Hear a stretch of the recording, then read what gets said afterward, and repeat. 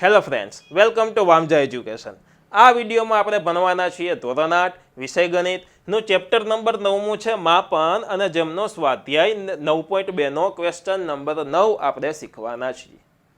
ચાલુ કરતા પહેલાં જો તમે આ ચેનલને સબસ્ક્રાઇબ નથી કરી તો સબસ્ક્રાઇબ કરીને બેલ આઇકન દબાવો, વિડીયોને લાઇક કરો તથા આ વિડીયોને તમારા ફ્રેન્ડ્સ સાથે ચોક્કસથી શેર કરો. મિત્રો, હું એક વાત કહીશ તમને કે આગળના વિડીયોઝમાં હું જોઉં છું તમે ઓછી લાઇક કરો છો, તો લાઇકનું પ્રમાણ યાર વધારો જેથી કરીને હું મોટિવેટ થાવ. તો ચાલો સરસ રીતના બહુ સહેલાઈથી આ દાખલો આપણે સમજીએ. કંઈક અલગ ટાઈપનો થોડોક દાખલો છે, પરંતુ એકવાર સમજી લેશો એટલે સહેલાઈથી આવડી જશે. એક રસ્તાને એક વખત સમતલ કરવા માટે રોલરને 750 વખત પરિભ્રમણ કરવું પડે છે. રસ્તો બનતો હોય તો ત્યારે પહેલાં ઓલું ડામર જેવું પાથરવામાં આવે, પછી એની ઉપર રોલર ફેરવવામાં આવે જેથી કરીને રસ્તો સમતલ થઈ જાય અને થોડુંક પ્રેસ થઈ જાય, તમને ખ્યાલ હોય તો એ રોલર છે એને 750 વાર આવી રીતના ગોળ ગોળ ફેરવવામાં આવે છે.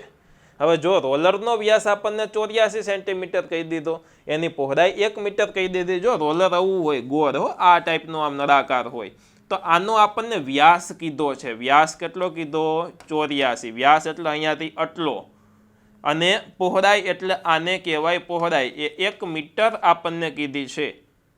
તો રસ્તાનું ક્ષેત્રફળ શોધો. હવે જોજો, આ દાખલામાં એક કી પોઈન્ટ છે. અહીંયા એકમ સેન્ટીમીટર છે, અહીંયા એકમ મીટર છે. તો સેન્ટીમીટર અને મીટરમાં થોડુંક આપણે રમવાનું થશે. ત્યારબાદ નળાકારમાં આપણે ઊભું નળાકાર દોરતા હોઈએ તો આ વ્યાસ બરોબર, એમાંથી ત્રિજ્યા મળી જાય, એમાં કંઈ બહુ અઘરું છે નહીં. પરંતુ આ જે ભાગ હોય એને આપણે ઊંચાઈ કહેતા હોય, અહીંયા આડો ભાગ છે એને આપણે પહોળાઈ કહીએ છીએ. તો નળાકારમાં પહોળાઈ અને ઊંચાઈ બે કેવી થઈ જશે? સેમ થઈ જશે, બરોબર. એટલે હવે આપણે આ 1 મીટરને ઊંચાઈ કહેશું. શું કહેશું? ઊંચાઈ કહેશું. તો ચાલો સૌથી પહેલાં આપણે નળાકારનું ક્ષેત્રફળ શોધી લઈ. જોજો, નળાકારનું જેટલું ક્ષેત્રફળ હશે ને, એક રાઉન્ડમાં નળાકાર એટલો રસ્તો આવરી લેશે. જેટલું ક્ષેત્રફળ નળાકારનું એક ચકેરું નળાકાર મારશે એટલે એટલો રસ્તો આવરી લેશે. તો સૌથી પહેલાં નળાકારનું ક્ષેત્રફળ શોધીએ. તો એમાં સૌથી પહેલાં આપણી પાસે છે વ્યાસ, બરોબર. તો લખું કે વ્યાસ બરાબર 84 સેમી. વ્યાસ 84 સેમી હોય તો એની ત્રિજ્યા શોધવી હોય, કારણ કે આપણે સૂત્રમાં ત્રિજ્યાનો યુઝ થશે. તેથી ત્રિજ્યા બરાબર વ્યાસ કરતાં અડધી, એટલે કે વ્યાસના છેદમાં 2, એટલે કે 42 સેમી. બહુ સિમ્પલ કેલ્ક્યુલેશન છે, કારણ કે 4ના અડધા 2 અને 8ના અડધા 4. બહુ સહેલી વસ્તુ છે. ઓકે, ઊંચાઈ કેટલી થશે? તો કે જોજો, આમાં પહોળાઈ છે એ જ ઊંચાઈ મેં તમને સમજાવ્યું કે આ નળાકાર ઊભું કરી દો તો ઊંચાઈ આપણે કહેતા હોઈએ. તો એ 1 મીટર છે. તો આનો એકમ સેન્ટીમીટર ને ઓનો એકમ મીટર, તો બેને સેમ કરી દઈએ કે ઊંચાઈ બરાબર 1 મીટર. 1 મીટર એટલે કેટલા સેમી થાય? 100 સેમી થાય. કેટલા સેમી થાય? 100 સેન્ટીમીટર થાય. તો અત્યારે આપણે અહીંયા મીટરનું સેન્ટીમીટરમાં ફેરવી દીધું છે. હવે જોજો આગળ કરીએ. નળાકારનું ક્ષેત્રફળ, નળાકાર રોલર છે, બરોબર. એટલે રોલરનું ક્ષેત્રફળ. નળાકાર રોલરના ક્ષેત્રફળનું સૂત્ર શું થશે? તો કે આપણું નળાકાર, ખુલ્લા નળાકારનું જે થાય 2πr/h.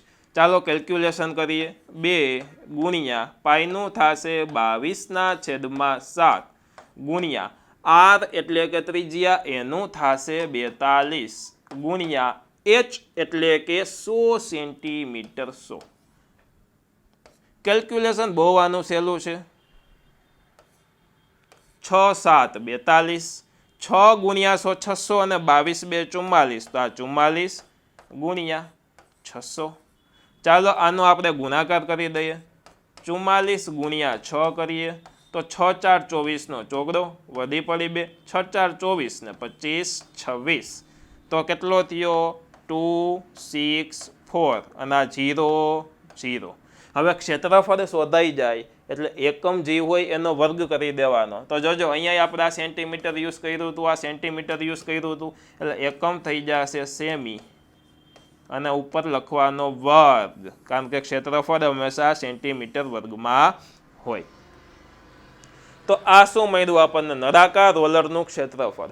એટલે કે રોલર છે એ એક રાઉન્ડ મારશે એટલે આટલા સેન્ટીમીટર વર્ગ ક્ષેત્રફળ આવરી લેશે. તો આપણે લખશું કે રોલર એક પરિભ્રમણમાં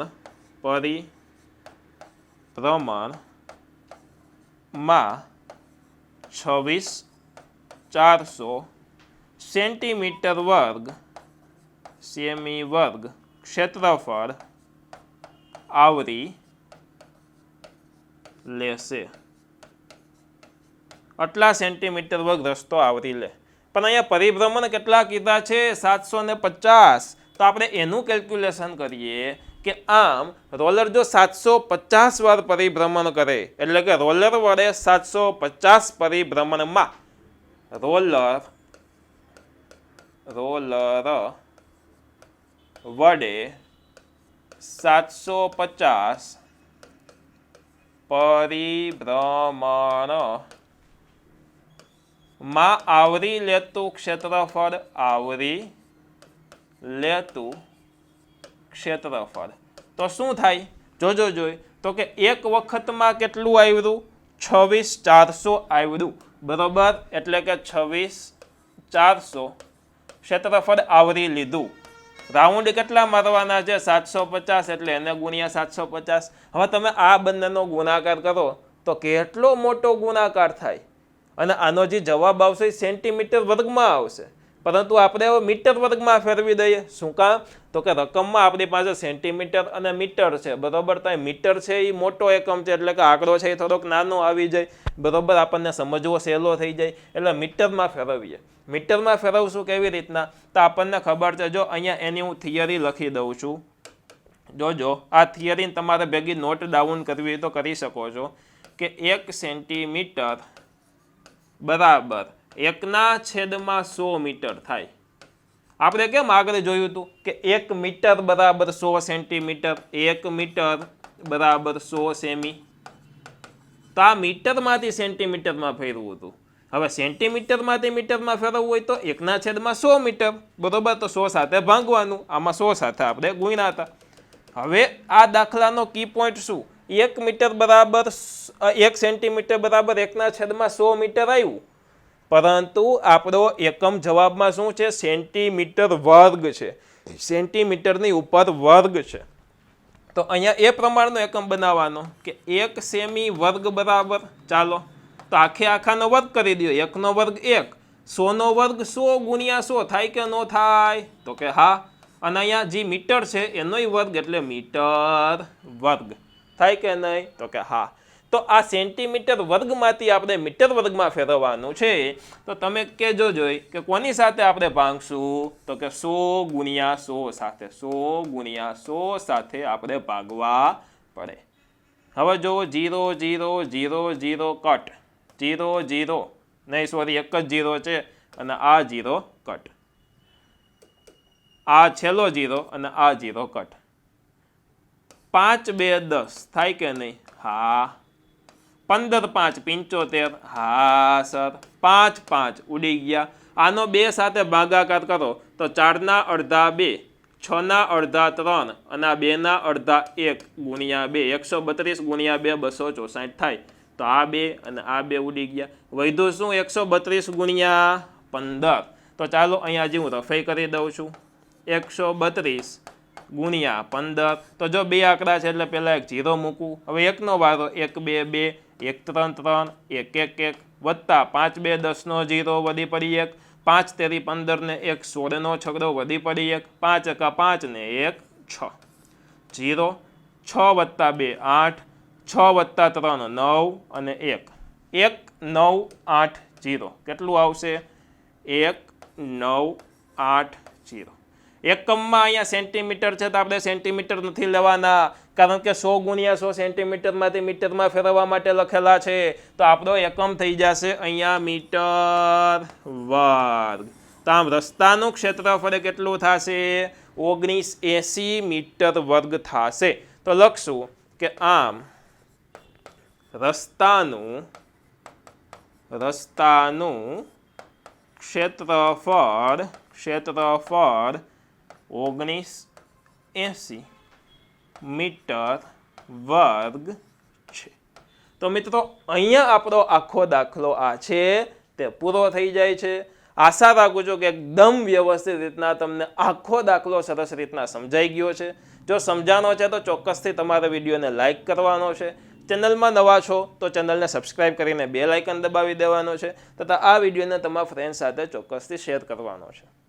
તમારા ધોરણના કોર્સ ખરીદવા માટે પ્લે સ્ટોરમાંથી વામજા એજ્યુકેશન એપ્લિકેશન ડાઉનલોડ કરો. અને હા, આપણે કોર્સમાં ખૂબ સારું ભણીએ છીએ. જો આમાં તમને નવું વ્યવસ્થિત સમજાઈ જતું હોય તો કોર્સમાં તો આપણે એક્સ્ટ્રા ઓર્ડિનરી પદ્ધતિથી એક્સ્ટ્રા ઓર્ડિનરી વસ્તુ શીખીએ છીએ, વધારે પ્રેક્ટિસ કરીએ છીએ. તો ચોક્કસથી તમે એપ્લિકેશનની અંદર કોર્સ ખરીદી શકો છો. બહુ નજીવી કિંમતે મિત્રો કોર્સ હોય છે તેમાં. તથા આમની PDF ફાઇલ જોતી હોય તો ટેલિગ્રામમાં, વોટ્સઅપની અંદર વિડીયો તમારે જોતા છે તો એની લિંક ડિસ્ક્રિપ્શનમાં દીધી છે. તે આપણી ચેનલ છે તેમાં જોઈન થઈ જાજો વોટ્સઅપની અંદર, બરાબર. એમાં લિંક તમને મોકલતો રહીશ એટલે તમારે તેમાંથી વિડીયો જોતા રહેવાના રહેશે. ઓકે, ભણતા રહ્યો, ગણતા રહ્યો, પ્રેમ કરતા રહ્યો. ધન્યવાદ.